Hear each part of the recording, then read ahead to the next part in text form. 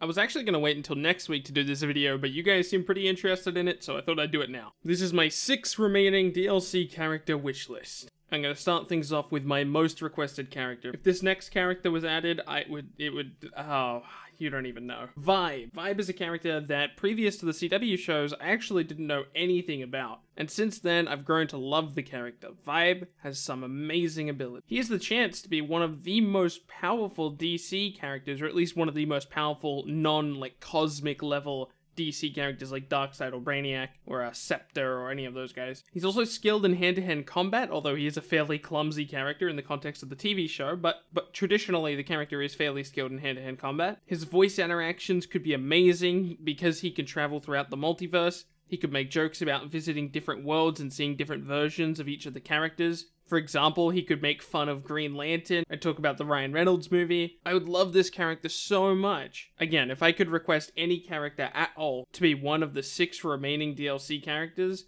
it would absolutely be Vibe, because I want more people to experience this character, because he's just absolutely perfect. I love him. His costume design also kind of suits the gear system a lot. You could get a lot of cool designs in there. My next pick is Constantine. I talked about Constantine a little bit in my last DLC video, and for good reason. The character is a perfect fit for Injustice 2. And if this character is ever going to be in any Injustice game, it seems to make perfect sense to have him be in Injustice 2, because we already have so many characters that interact with him in a perfect way. You've got Swamp Thing, Dr. Fate. Both of these characters would be awesome to have voice interactions with Constantine. And the actor who previously played Constantine, Matt Ryan, had an amazing performance in both his own TV show, the CW shows, and even the animated movie Justice League Dark. Does a fantastic job at playing the Constantine character. And it wouldn't even be the first video game he's been in. He was in Assassin's Creed Black Flag. Matt Ryan seems very passionate about the character, and it wouldn't surprise me if he was interested in playing the role in Injustice 2, because again, he seems so passionate about it, and personally, I think it would be a damn shame to have Constantine and not have him be portrayed by Matt Ryan.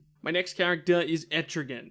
I am not particularly in love with the Etrigan character, mainly because my sample size for him isn't very large. I haven't seen a lot of stuff with him in it. I've seen some animated stuff with him in it, but other than that, not much at all. I also read all of the Injustice comics. He's actually in the Injustice comics, but not for very long. However, when we look at Injustice 2 and we look at the whole entire roster, we have a bit from each part of the DC universe. We've got space dudes with Atrocitus, Brainiac, Darkseid. We got tech guys with Batman, Black Canary, and, more characters. Obviously Red Hood. We got metahumans with Firestorm, the Flash. We've got Amazonians even. We've even got a gorilla.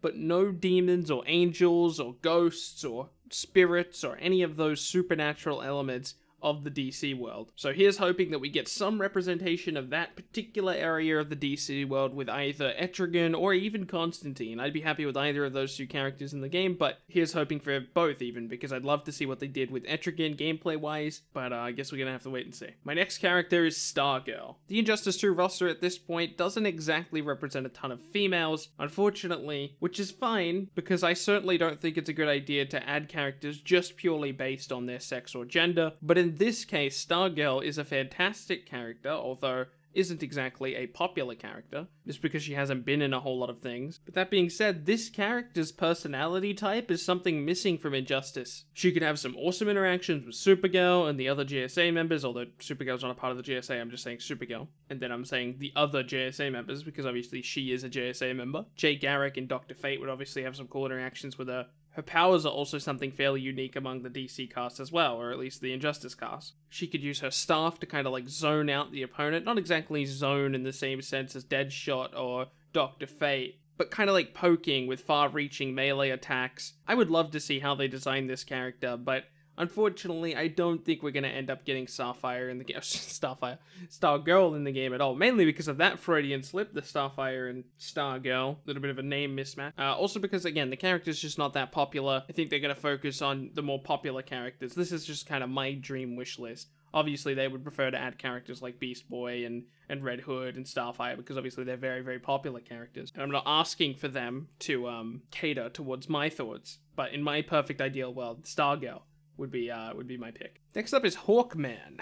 Hawkgirl was in Injustice 1, but she wasn't exactly the most enjoyable character for me personally. I think that came down to most of her design, like gameplay-wise. I think they focused way too much on her wings and her mace while designing her kit. If they decided to add Hawkman to the game, I think it would be a good idea to kind of not do that. Focus on his aggression, his power. I want him to have very strong looking animation. Focus on his strength rather than his flight. Obviously you need to give him some level of flight because I mean his name is Hawkman and he's got massive wings, but give him like an air dash or something. Don't make his trait and all of his core kit revolve around that flight, because for me particularly, I'm not sure how this is for other people, but it seems like a really one-dimensional way of thinking about design. And I think you can be more interesting and be more innovative than just that. I think so far NetherRealm has done a good job at doing that, making the characters more than just one-dimensional. Obviously there are some characters which have a very clear game plan and don't really stray from outside of that, but I would certainly love to see them do Hawkman and do him in an interesting way.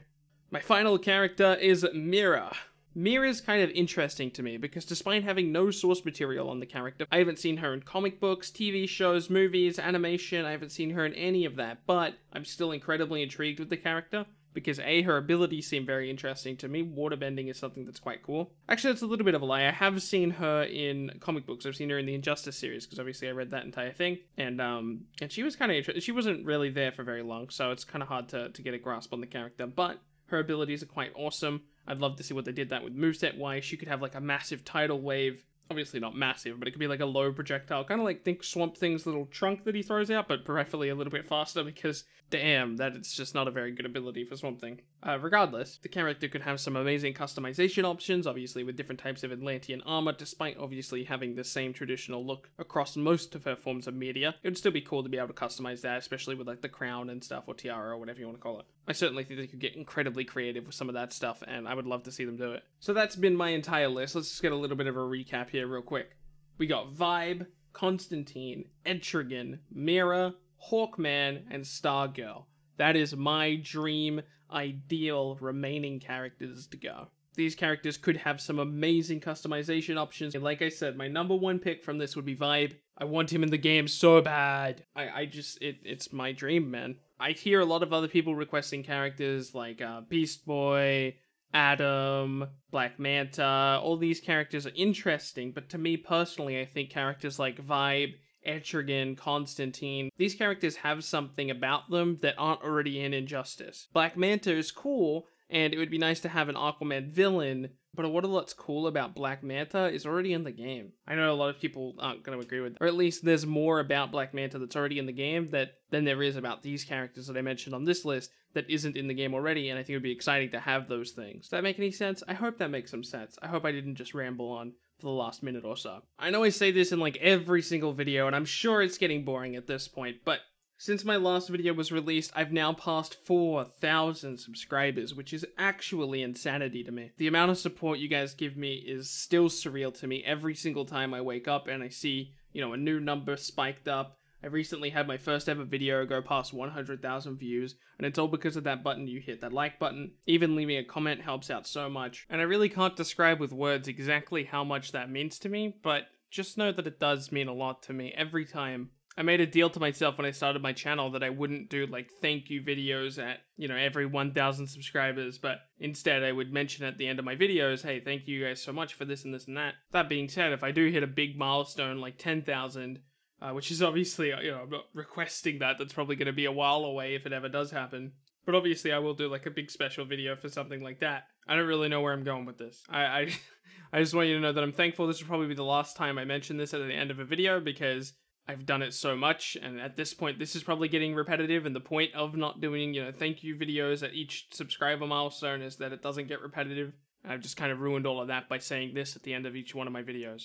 I also wanted to mention that my Discord is still totally public. You can look at the link in each of my descriptions of this video and all of my future videos. You can come join and hang out. I'm always on there. This also applies to my guild, by the way. You can stop in on my guild. My guild still has plenty of spots left because I've just have to open up a second PSN account. So if you want to send in your applications, I should be able to check it within the first 24 hours. So that's perfectly awesome. Also, if you're a part of both, that would be perfect because we would be able to coordinate, talk about when we would like to do specific guild objectives and stuff like that. So ideally, you should be a part of both, but if you can only be a part of one, that's completely fine. Again, the link and the guild code are both in the description of all of my videos. Anywho, thank you guys for watching. My name has been Bilbsy, and I'll see you in the next video.